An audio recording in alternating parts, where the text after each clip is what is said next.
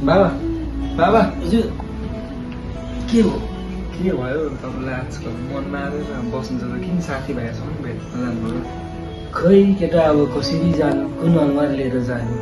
किन के भएर तपाईँलाई? जीवनमा धेरै एक्लो भइयो। समय हुँदाखेरि सामाजिक सञ्जालमा रमाउँदै बसियो। कहिले टिकटकमा त कहिले फेसबुकमा कहिले इन्स्टामा साथीभाइ बनाउँदै हिँड्यो।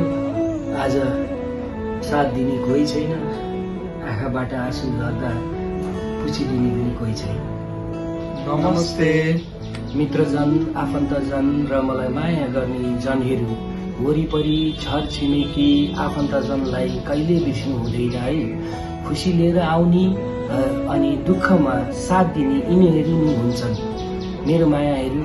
यो सुझाव यहाँहरूले सधैँ याद राख्नुहोला। यहाँहरूलाई यो भिडियो मन पर्यो, यो मेरो कन्टेन्टलाई मन पराउनु भयो भने यहाँहरूले माया गरिदिनु होला। धन्यवाद।